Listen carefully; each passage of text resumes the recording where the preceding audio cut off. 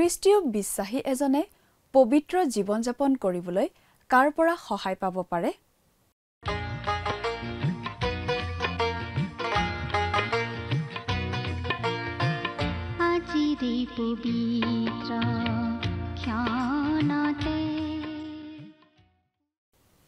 নমস্কাৰ, ভক্তিবচন অনুষ্ঠানলৈ আপোনাক স্বাগতম জনাইছোঁ। বাইবেল অধ্যয়নৰ এই ধাৰাবাহিক অসমীয়া অনুষ্ঠানটো খ্ৰীষ্টীয় বিশ্বাসী লোকসকলৰ বাবে বিশেষভাৱে প্ৰস্তুত কৰা হৈছে। এই অনুষ্ঠানটো নিয়মিতভাৱে শুনি থাকিলে আমাৰ দৰ্শকসকলে গোটেইখন বাইবেল চোৱাৰ আৰু বুজি পোৱাৰ এটা সুযোগ লাভ কৰিব পাৰিব। প্ৰতিজন খ্ৰীষ্টীয় বিশ্বাসীৰ বাবে এইটো এটা উপযোগী অনুষ্ঠান হওক, এয়ে আমাৰ কামনা।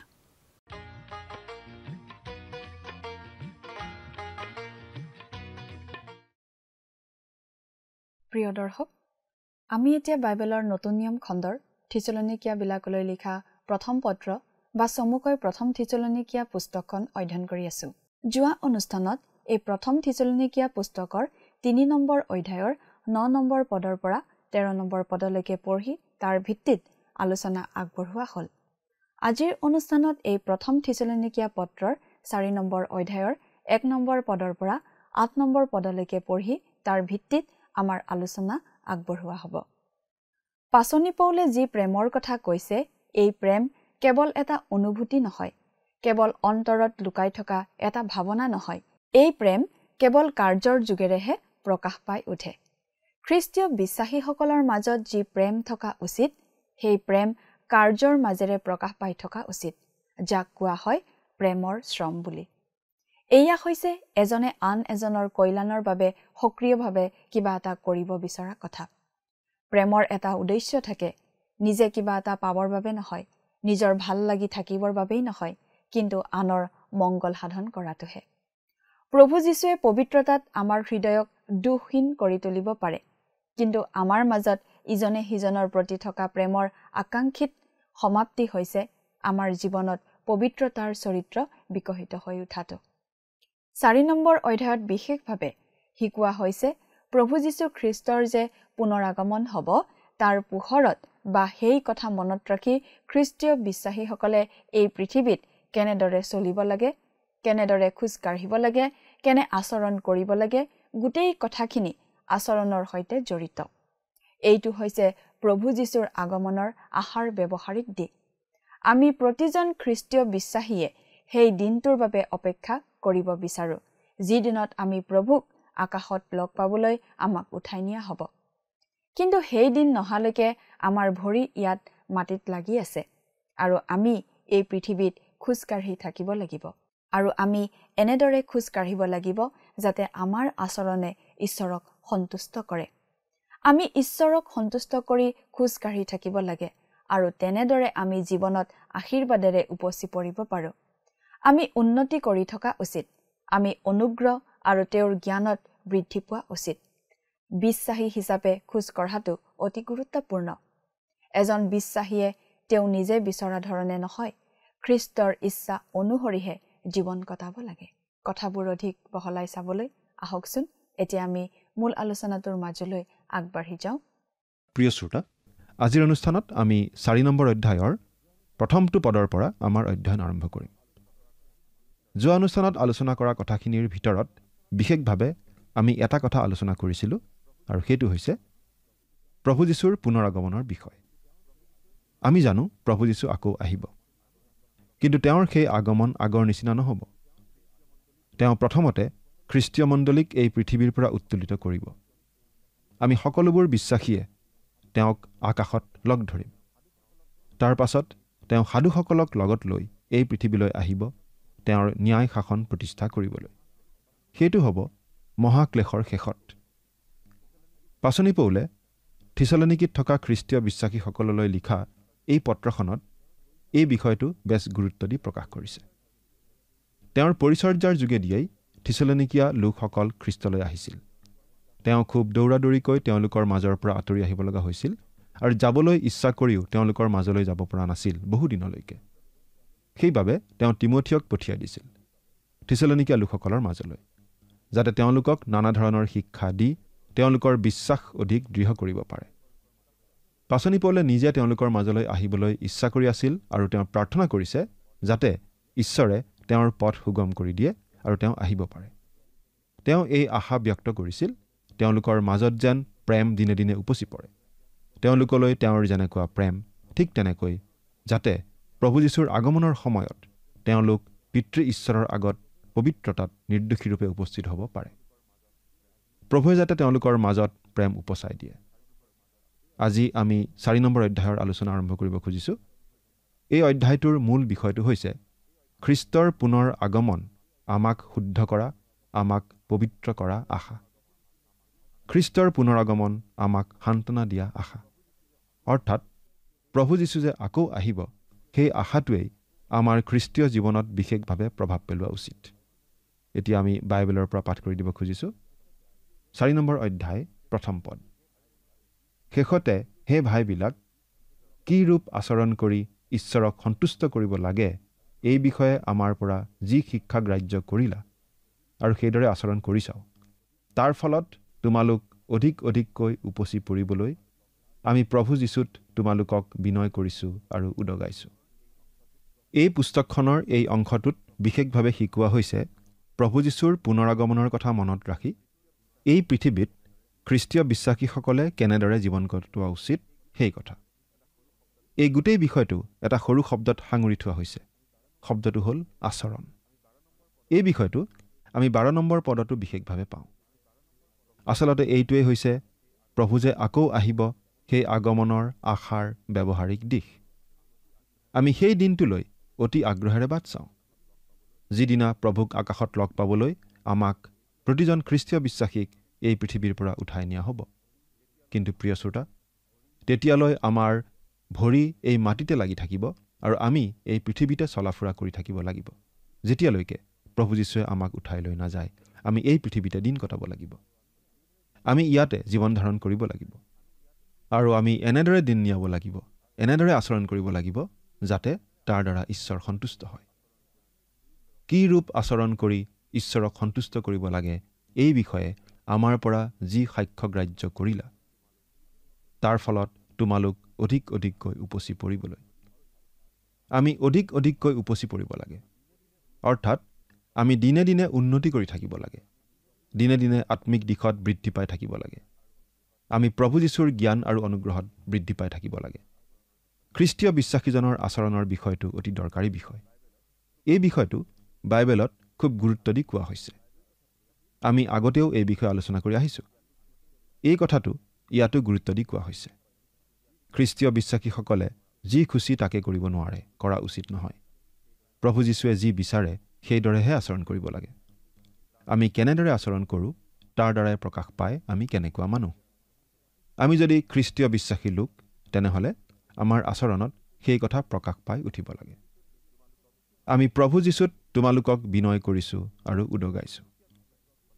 থিছলনিকীয়া বিশ্বাসীসকলে যাতে ঈশ্বৰক সন্তুষ্ট ৰাখিবলৈ আচৰণ কৰে, সেইবাবে পৌলে বিশেষভাৱে অনুৰোধ কৰিছে। তেওঁ বিনয় কৰা বুলি কৈছে। তেওঁলোকক তেনেদৰে আচৰণ কৰি জীৱন ধাৰণ কৰিবলৈ তেওঁ তেওঁলোকক উদগনি দিছিল। এই উদগনি বা অনুৰোধ কেৱল তেওঁলোককেই যে দিছে এনে নহয়, প্ৰতিজন খ্ৰীষ্টীয় বিশ্বাসীকেই দিয়া হৈছে। আজি আমাকো কোৱা হৈছে ঈশ্বৰক সন্তুষ্ট কৰিবলৈ আচৰণ কৰা উচিত। ঈশ্বৰক আমি কেনেদৰে সন্তুষ্ট কৰিব পাৰোঁ বাৰু? আমি কৰা কাৰ্যই যদি প্ৰভু যীশুৰ গৌৰৱ আনে, ঈশ্বৰ সন্তুষ্ট হয়। আমাৰ জীৱনত যদি প্ৰভু যীশুকেই কাৰ্য কৰিবলৈ দিওঁ, ঈশ্বৰ সন্তুষ্ট হয়। আমি যদি ঈশ্বৰৰ আজ্ঞাসমূহ মানি চলি জীৱন কটাওঁ, ঈশ্বৰ সন্তুষ্ট হয়। মুঠতে আমি আমাৰ আমন্ত্ৰণৰ যোগ্য আচৰণ কৰিলে ঈশ্বৰ সন্তুষ্ট হয়। 2য় পদ। কাৰণ প্ৰভু যীশুৰ নামৰ দ্বাৰাই আমি তোমালোকক কি কি আদেশ দিছিলোঁ তাক তোমালোকে জানা। থিছলনিকীয়া বিশ্বাসীসকলে কেনেদৰে জীৱন কটোৱা উচিত সেই বিষয়ে পাচনি পৌলে তেওঁলোকক কিছুমান আজ্ঞা দিছিল। আমি ইতিমধ্যেই পঢ়ি আহিছোঁ যে প্ৰভু যীশুৱে তেওঁৰ শিষ্যসকলক কিছুমান আজ্ঞা দিছিল। ইয়াৰে কিছুমান নতুন আজ্ঞা আছিল। এই কথাটো আমি অলপ বিশেষভাৱে মন কৰা উচিত। পাপী লোকৰ পৰিত্ৰাণৰ ক্ষেত্ৰত 10 আজ্ঞাৰ কোনো ভূমিকা নাই। খ্ৰীষ্টীয় বিশ্বাসীসকলৰ দৈনন্দিন জীৱনৰ আচৰণৰ ক্ষেত্ৰতো 10 আজ্ঞাৰ ভূমিকা নাই। খ্ৰীষ্টীয় জীৱনৰ আচৰণৰ মানদণ্ড 10 আজ্ঞা নহয়। ঈশ্বৰে যি 10 আজ্ঞা দিছিল সেই 10 আজ্ঞা আছিল আমাৰ ঘৰগিৰি শিক্ষকৰ দৰে, আমাক হাতত ধৰি স্কুললৈ লৈ যোৱা শিক্ষকৰ দৰে। কণমানি শিশু এটিক হাতত ধৰি যেনেকৈ স্কুললৈ লৈ যোৱা হয়, তেনেকৈ ঈশ্বৰৰ 10 আজ্ঞাই আমাক খ্ৰীষ্টৰ ক্ৰুচৰ কাষলৈ লৈ আনি কয়, বোপা, তুমি নিজে নিজক উদ্ধাৰ কৰিব নোৱাৰা, কাৰণ তুমি স্বভাৱতেই দুৰ্বল আৰু পাপী। তোমাক এজন ত্ৰাণকৰ্তাৰ প্ৰয়োজন। সেই ত্ৰাণকৰ্তাই হৈছে যীশুখ্ৰীষ্ট। ঈশ্বৰৰ 10 আজ্ঞা হৈছে এখন আইনাৰ নিচিনা, য'ত আমি স্পষ্টভাৱে নিজৰ প্ৰকৃত স্বৰূপটো দেখা পাওঁ। আমাক উদ্ধাৰ কৰিবলৈ 10 আজ্ঞা দিয়া হোৱা নাছিল। আমি যে পাপী আৰু আমাক যে এজন ত্ৰাণকৰ্তাৰ প্ৰয়োজন, সেই কথাটো দেখুৱাই দিবলৈহে 10 আজ্ঞা দিয়া হৈছিল। এইটোৱেই আছিল 10 আজ্ঞাৰ উদ্দেশ্য। অৱশ্যে খ্ৰীষ্টীয় বিশ্বাসীসকলৰ কাৰণে কিছুমান আজ্ঞা দিয়া হৈছে। খ্ৰীষ্টীয় বিশ্বাসীসকলৰ বাবে জীৱনৰ এটা মানদণ্ড ধৰি দিয়া হৈছে, যিটো 10 আজ্ঞাতকৈ উচ্চ পৰ্যায়ৰ। আমি 5 নম্বৰ অধ্যায়ত পঢ়িবলৈ পাম যে বিশ্বাসীসকলক 22টা আজ্ঞা দিয়া হৈছে। এতিয়া আমাৰ মাজত নিশ্চয় প্ৰশ্ন উঠিব, যদিহে মানুহে 10 আজ্ঞা মানি চলিব নোৱাৰিলে, তেনেহ'লে তাতকৈ উচ্চ পৰ্যায়ৰ আজ্ঞানো মানুহে কেনেকৈ মানি চলিব? এই কথা বাইবেলত অতি স্পষ্টভাৱে লিখা হৈছে যে মানুহে 10 আজ্ঞা পালন কৰাত ব্যৰ্থ হৈছিল।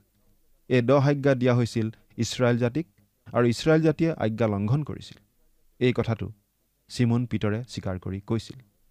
বাইবেলত আমি এনেদৰে পাওঁ, তাতে অনেক বাদ বিচাৰ হলত পিতৰে উঠি তেওঁবিলাকক ক'লে, হে ভাইসকল, পৰজাতি লোকে যেন মোৰ মুখৰ পৰা শুভবাৰ্তাৰ বাক্য শুনি বিশ্বাস কৰে, এই নিমিত্তে ইয়াৰ ভালেদিনৰ আগেয়ে ঈশ্বৰে তোমালোকৰ মাজত মোক মনোনীত কৰিলে। ইয়াক তোমালোকে জানি আছা। আৰু অন্তৰ্যামী ঈশ্বৰে যেনেকৈ আমাক, তেনেকৈ তেওঁবিলাককো পবিত্ৰ আত্মা দি তেওঁবিলাকলৈ সাক্ষ্য দিলে। আৰু বিশ্বাসেৰে তেওঁবিলাকৰ হৃদয় সূচী কৰি আমাৰে তেওঁবিলাকৰে মাজত একো প্ৰভেদ নাৰাখিলে। এই কাৰণে আমাৰ পিতৃসকলে আৰু আমিও যি জুৱলিৰ ভাৰ সহিব নোৱাৰিলোঁ, তাক এতিয়া শিষ্যবিলাকৰ কান্ধত দি কিয় ঈশ্বৰৰ পৰীক্ষা কৰা?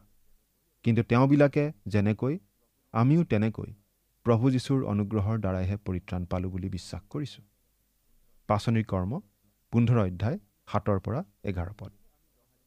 আৰু যদিহে আমি 10 আজ্ঞা পালন কৰাত ব্যৰ্থ, তেনেহ'লেনো খ্ৰীষ্টীয় আচৰণৰ উচ্চ পৰ্যায়ৰ আজ্ঞাসমূহ কেনেদৰে পালন কৰিব পাৰিম? আচলতে মানুহে নিজৰ শক্তিৰে এই কাম কৰিব নোৱাৰে। এই কামটো বিশ্বাসীসকলৰ হৃদয়ত বাস কৰা পবিত্ৰ আত্মাৰ শক্তিৰেহে কৰিব পাৰিম। এই কথাটো আমি 8 নম্বৰ পদত পাওঁ। কাৰণ প্ৰভু যীশুৰ নামৰ দ্বাৰাই আমি তোমালোকক কি কি আদেশ দিছিলোঁ তাক তোমালোকে জানা।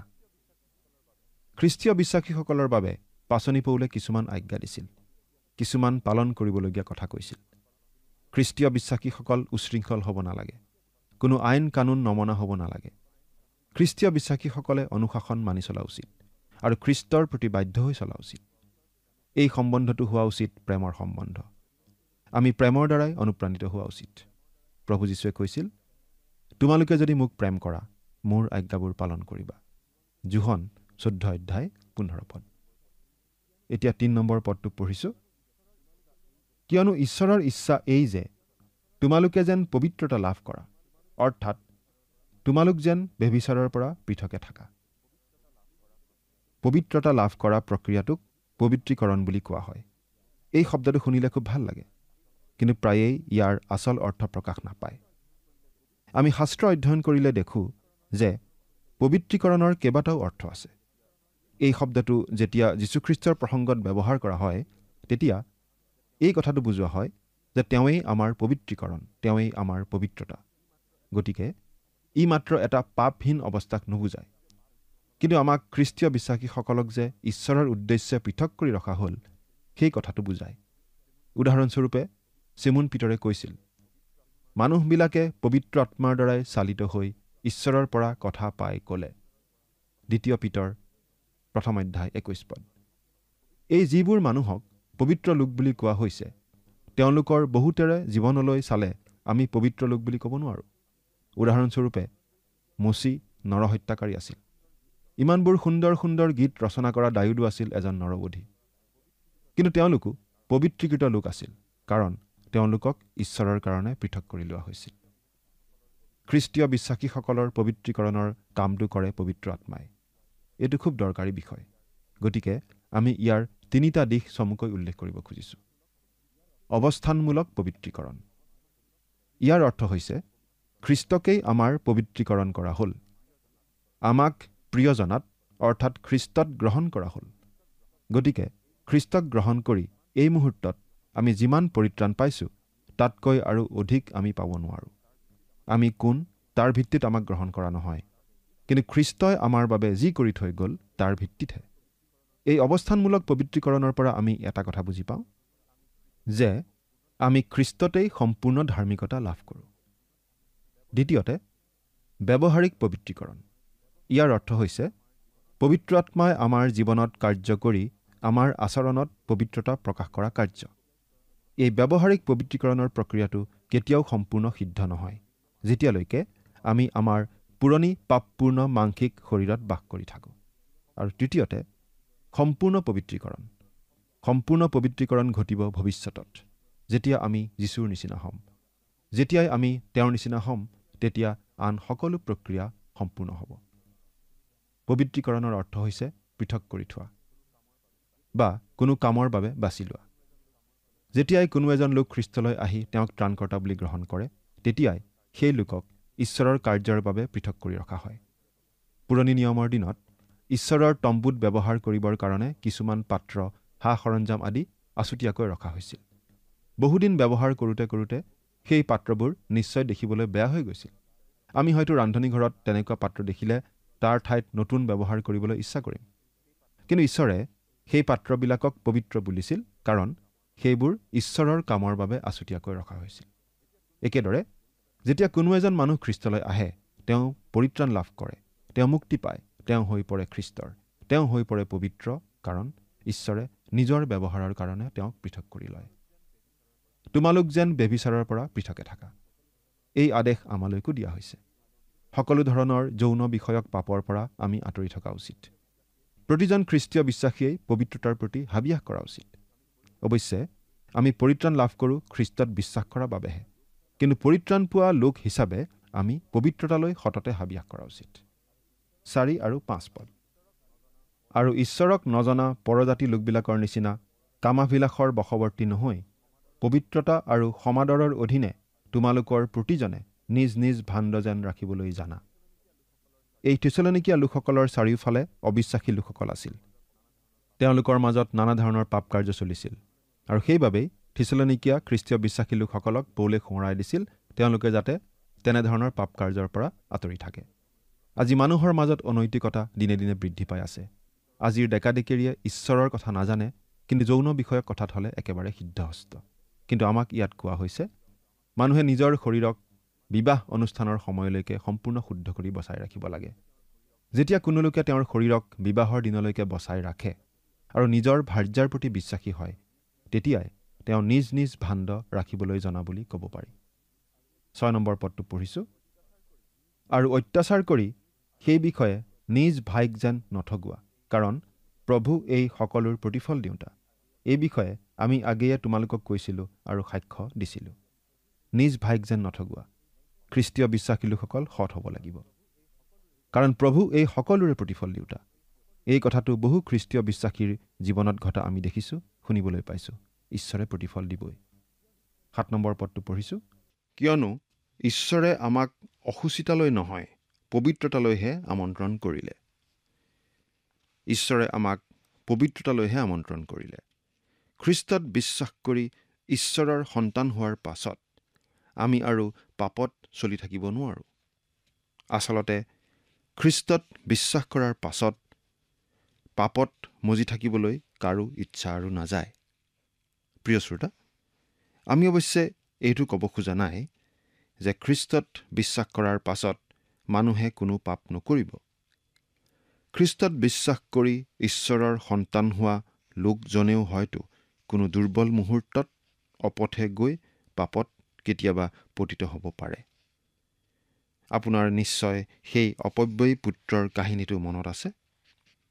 সেই অপব্যয়ী পুত্ৰই গাহৰিৰ গঁড়ালত থাকিবলগীয়া অৱস্থা নিশ্চয় হৈছিল, কিন্তু তেওঁ সেই গাহৰিৰ গঁড়ালতেই চিৰদিন থাকি যোৱা নাছিল। তেওঁ অনুতাপ কৰিছিল তেওঁ পুনৰ নিজৰ পিতাকৰ ওচৰলৈ উভতি আহিছিল। ঠিক একেদৰে খ্ৰীষ্টীয় বিশ্বাসী লোক এজনে কেতিয়াবা পাপত পৰিলেও, কেতিয়াবা পাপ কৰিলেও তেওঁ কিন্তু পাপত মজি থাকি আনন্দ নাপায়। পাপৰ পৰা উদ্ধাৰ পাবলৈ তেওঁ ইচ্ছা কৰিবই। তেওঁ পাপৰ ক্ষমা বিচাৰিবই। খ্ৰীষ্টক বিশ্বাস কৰা মানুহৰ চিন ইয়াতেই। 8 নম্বৰ পদ পঢ়িছোঁ। এতেকে যিজনে অগ্ৰাহ্য কৰে তেওঁ মানুহক নহয়, কিন্তু যিজনাই নিজ পবিত্ৰ আত্মা তোমালোকক দিয়ে সেই ঈশ্বৰকহে অগ্ৰাহ্য কৰে। যীশুখ্ৰীষ্টক গ্ৰহণ কৰি ঈশ্বৰৰ সন্তান হোৱা লোকজনত পবিত্ৰ আত্মাই নিবাস কৰে। ঈশ্বৰৰ সন্তান হোৱা লোকে পাপত মজি থাকিব নোৱাৰে, কাৰণ তেওঁত বাস কৰা পবিত্ৰ আত্মা পবিত্ৰ। এনে এটা দিন আহিবই যিদিনা তেওঁ নিজৰ জীৱনত পবিত্ৰতা বিচাৰিবই। পবিত্ৰ আত্মাৰ যোগেদিহে আমি ঈশ্বৰৰ হকে জীয়াই থাকিব পাৰোঁ। পৌলে গালাতিয়াবিলাকলৈ লিখা পত্ৰত আমি দেখিবলৈ পাওঁ যে ঈশ্বৰৰ সন্তান হোৱা লোকসকলে মাংসিকতাৰ পাপত লিপ্ত হ'ব নালাগে, বৰং তেওঁলোকৰ জীৱনত পবিত্ৰ আত্মাৰ ফলবোৰহে প্ৰকাশ পাই উঠা উচিত। ৰোমিয়া 8 নম্বৰ অধ্যায়ৰ 4 নম্বৰ পদত পাচনি পৌলে এই কথাটো স্পষ্টভাৱে কৈছে। বিধানে মাংসৰ কাৰণে দুৰ্বল হোৱাত যি কৰিব নোৱাৰিলে। কিয়? বিধান ভুল নেকি? ভুল নহয়। ঈশ্বৰে দিয়া 10 আজ্ঞাত কোনো ভুল নাই। কিন্তু সমস্যাটো হৈছে মানুহক লৈহে, বিধানক লৈ নহয়। মানুহে 10 আজ্ঞাৰ মানদণ্ড অৰ্জন কৰিব নোৱাৰে। মানুহে নতুন নিয়মৰ আজ্ঞাসমূহ মানি চলিও জীৱন কটাব নোৱাৰে। সেইবাবেই পবিত্ৰ আত্মা দিয়া হ'ল।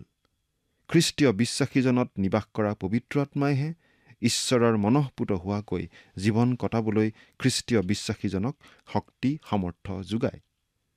ঈশ্বৰে পবিত্ৰ আত্মা দিয়ে প্ৰত্যেকজন খ্ৰীষ্টীয় বিশ্বাসীকেই। পৰিত্ৰাণ লাভ কৰাৰ পাছত আকৌ পবিত্ৰ আত্মা বিচাৰি প্ৰাৰ্থনা কৰিবৰ প্ৰয়োজন নাই। যি মুহূৰ্ততেই কোনো এজন পাপী লোকে খ্ৰীষ্টক নিজৰ ত্ৰাণকৰ্তা বুলি গ্ৰহণ কৰে, সেই মুহূৰ্ততে তেওঁ পৰিত্ৰাণ লাভ কৰে, তেওঁ ঈশ্বৰৰ সন্তান হয় আৰু তেওঁৰ হৃদয়লৈ পবিত্ৰ আত্মা আহি তেওঁতেই নিবাস কৰিবলৈ লয়। তাৰ পাছত আমি আকৌ পবিত্ৰ আত্মা বিচাৰি প্ৰাৰ্থনা কৰিব নালাগে, কিন্তু পবিত্ৰ আত্মাৰে পূৰ্ণ হৈ থাকিবলৈহে আমি প্ৰাৰ্থনা কৰিব লাগে। আমি অনবৰতেই পবিত্ৰ আত্মাৰে পূৰ্ণ হৈ থাকিব লাগে আৰু এনেদৰে পবিত্ৰ আত্মাৰে পূৰ্ণ হৈ থাকিলেহে আমি ঈশ্বৰক সন্তুষ্ট কৰিব পৰা পবিত্ৰ জীৱন কটাব পাৰিম। তেওঁক সন্তুষ্টি দিয়া আচৰণ কৰিব পাৰিম। যিজনে অগ্ৰাহ্য কৰে তেওঁ মানুহক নহয়, যিজনাই নিজ পবিত্ৰ আত্মা তোমালোকক দিয়ে সেই ঈশ্বৰকহে অগ্ৰাহ্য কৰে। ঈশ্বৰেই মানুহক পৰিত্ৰাণ দিয়ে, ঈশ্বৰেই মানুহক পবিত্ৰ আত্মা দিয়ে। আজি আমি সেই সকলো পাব পৰা হৈছোঁ যীশুখ্ৰীষ্টৰ যোগেদি। যীশুখ্ৰীষ্টক ত্ৰাণকৰ্তা বুলি গ্ৰহণ কৰিলেই আমি পৰিত্ৰাণ পাওঁ, পবিত্ৰ আত্মা লাভ কৰোঁ। এই মহা আনন্দৰ বাতৰি আমি আজিও ঘোষণা কৰি আছোঁ। পৃথিৱীৰ বিভিন্ন ঠাইত বিভিন্ন লোকে এই শুভবাৰ্তা আজিও বিলাই আছে। এই বাৰ্তা যদি কোনোবাই অগ্ৰাহ্য কৰে, তেন্তে সেই বাৰ্তা বিলোৱা মানুহজনক অগ্ৰাহ্য কৰা নহয়, কিন্তু স্বয়ং ঈশ্বৰক অগ্ৰাহ্য কৰা হয়। এই শুভবাৰ্তা বিশ্বাস নকৰা মানে ঈশ্বৰক মিছলীয়া বুলি কোৱাৰ নিচিনা হয়। আনহাতে যিজনে খ্ৰীষ্টৰ শুভবাৰ্তা বিশ্বাস কৰি গ্ৰহণ কৰে, তেওঁ ঈশ্বৰকেই গ্ৰহণ কৰে, তেওঁ পবিত্ৰ আত্মা লাভ কৰে, তেওঁ হৈ পৰে ঈশ্বৰৰ নতুন সৃষ্টি। প্ৰিয় শ্ৰোতা, আপুনি বাৰু প্ৰভু যীশুক গ্ৰহণ কৰি ঈশ্বৰৰ পৰা সকলো আশীৰ্বাদ গ্ৰহণ কৰিছেনে? নে আপুনি আজিও ঈশ্বৰক অগ্ৰাহ্য কৰি আছে? খ্ৰীষ্টৰ শুভবাৰ্তা আপুনি নিশ্চয় শুনি আছে, কিন্তু সেই শুভবাৰ্তা অগ্ৰাহ্য কৰি আপুনি ঈশ্বৰক অগ্ৰাহ্য কৰাৰ নিচিনা ভুল নিশ্চয় নকৰে। ঈশ্বৰ আপোনাৰ সহায় হওক। আমেন।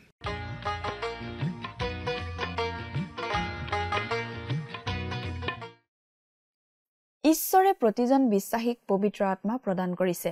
এজন ব্যক্তিয়ে পৰিত্ৰাণ পোৱাৰ পাছত পবিত্ৰ আত্মা বিচাৰিব লগা নহয়, কাৰণ যেতিয়া প্ৰভু যীশুক ত্ৰাণকৰ্তা বুলি গ্ৰহণ কৰা হয় তেতিয়াই বিশ্বাসীজনে পবিত্ৰ আত্মা লাভ কৰে।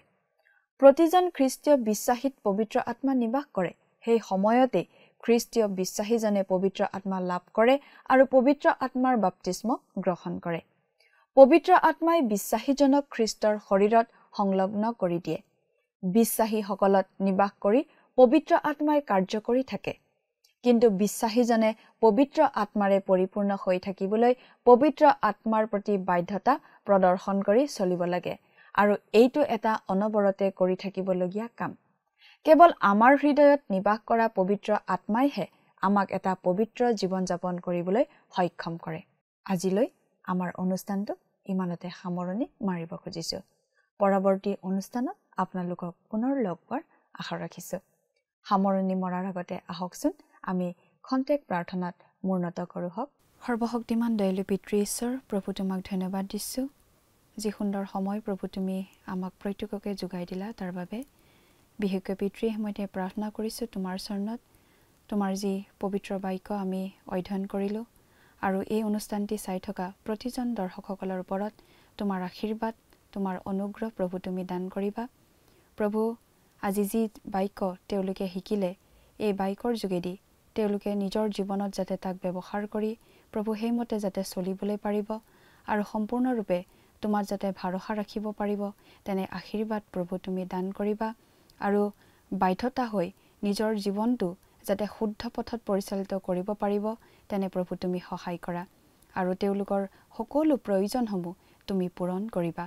এই সকলো যাচনা মহান ত্ৰাণকৰ্তা প্ৰভু যীশু খ্ৰীষ্টৰ নামত অৰ্পণ কৰিছোঁ। আমেন।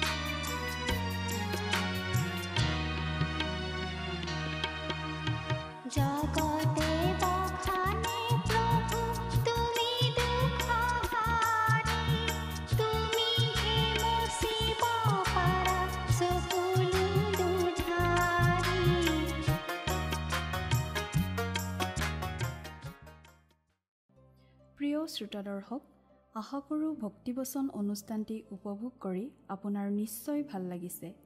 এই বিষয়ে আপোনাৰ মতামত জানিব পাৰিলে আমি নথৈ আনন্দিত হ'ম। আপোনাৰ যদি আমাৰ এই অনুষ্ঠানটি উপভোগ কৰি ভাল লাগিছে, তেন্তে অনুগ্ৰহ কৰি আমালৈ এটি মিছ কল দিয়কচোন। আপোনাৰ এটা মিছ কল আমাৰ বাবে অতি মূল্যৱান। প্ৰতিটো মিছ কল দিয়া সকলৰ মাজৰ পৰা এজন বিশেষ দৰ্শকক বাছি লৈ সপ্তাহৰ শেষত পুৰস্কৃতও কৰা হ'ব। মিছ কল দিয়া নম্বৰটো হৈছে 0444908125। আপোনাৰ যদি কিবা প্ৰাৰ্থনাৰ বিষয় থাকে বা অধিক জানিবলৈ ইচ্ছা কৰে, তেন্তে টেলিফোনৰ মাধ্যমেৰেও আমাক যোগাযোগ কৰিব পাৰে। আমাৰ টেলিফোন নম্বৰটো হৈছে 7429840242। আপুনি আমালৈ ইমেইল অথবা পত্ৰ যোগেও যোগাযোগ কৰিব পাৰে। তাৰ বাবে আমাৰ ইমেইল ID আৰু পোষ্টেল এড্ৰেছটো টিভি পৰ্দাত চাই লওকচোন।